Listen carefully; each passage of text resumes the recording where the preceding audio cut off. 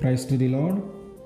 ఈరోజు దేవుడు మనకిచ్చినటువంటి వాగ్దానం ఏమిటంటే, మొదటి దినవృత్తాంతముల గ్రంథము 22వ అధ్యాయము 16వ వచనం. నీవు పని పూనుకొనుము, యెహోవా నీకు తోడుగా ఉండునుగాక. ఆమేన్. ఇది నేను చేయలేనేమో, ఇది నా వల్ల కాదేమో, ఇంత బాధ్యతను నేను మోయలేనేమో అని కొన్ని విషయాల్లో మనము సందేహపడుతూ ఉంటాం. ఇది సాధించలేను, ఇది నా శక్తికి మించినది, ఇది నా జ్ఞానానికి మించినది, ఇది నా బలమునకు మించినది కనుక దీన్ని నేను చేయలేనేమో, సాధించలేనేమో, జరిగించలేనేమో అని సందేహపడుతూ ఉంటాం. అయితే దేవుడు అంటున్న మాట ఏమిటంటే, నువ్వు పని పూనుకో అటు నువ్వు పని మొదలుపెట్టు, నువ్వు ప్రారంభించు, దాన్ని నేను జరిగిస్తాను, నేను నీకు తోడుగా ఉంటాను. నువ్వు అడుగు వేయి, ఆయన నీ కొరకు 10 అడుగులు వేస్తాడు. మనం ప్రారంభిస్తే ఆయన నడిపిస్తాడు, మనం ప్రారంభిస్తే ఆయన ముగిస్తాడు. నువ్వు పని మొదలుపెట్టు, అప్పుడు ఆయన సహాయం చేస్తాడు. మనం పని మొదలు పెట్టకుండా చేయలేనేమో అని చెప్పి అట్లానే కూర్చుంటే దేవుడి సహాయం రావటం కూడా కష్టమే.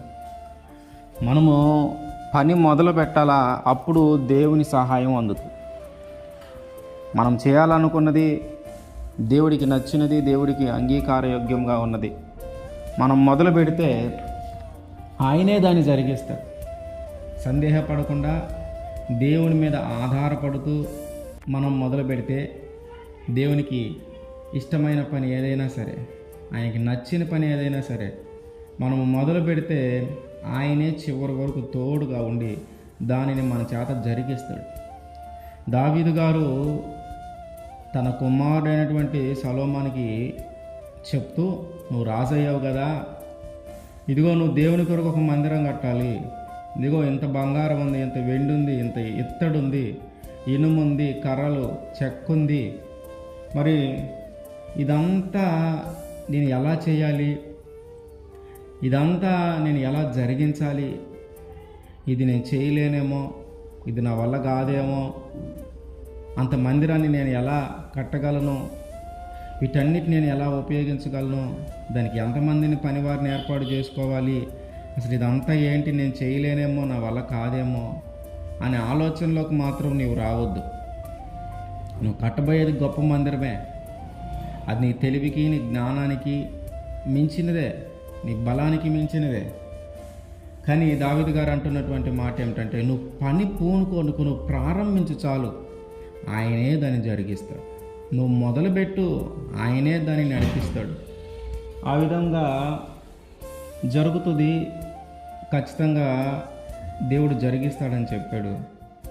ఆ విధముగానే ఒక గొప్ప మందిరాన్ని దేవుని కొరకు సొలొమోను కట్టగలిగాడు. అది కేవలము దేవుడు తోడుగా ఉండటాన్ని బట్టే. పని ప్రారంభించాడు, దాన్ని ముగించింది దేవుడు. మొదలుపెట్టాడు, నడిపించింది దేవుడు. అట్లాగే మన జీవితంలో కూడా ఏదైనా చేయటానికి సందేహపడుతూ ఉన్నామేమో, ఏదైనా ఒక వృత్తిని ఎంచుకోవటానికి కానీ, ఒక జీవన సంబంధమైన పోషింపబడటానికి, అభివృద్ధి చెందటానికి ఏదైనా ఒకటి మార్గాన్ని ఎంచుకుంటూ ఉన్నామేమో. ఆ సందేహపడటం కంటే దేవుని మీద ఆధారపడితే ఆయనే జరిగిస్తాడు. దేవుని మీద ఆధారపడితే ఆయనే మనం చేసే పనిని మనకు తోడుగా ఉండి జరిగిస్తాడు.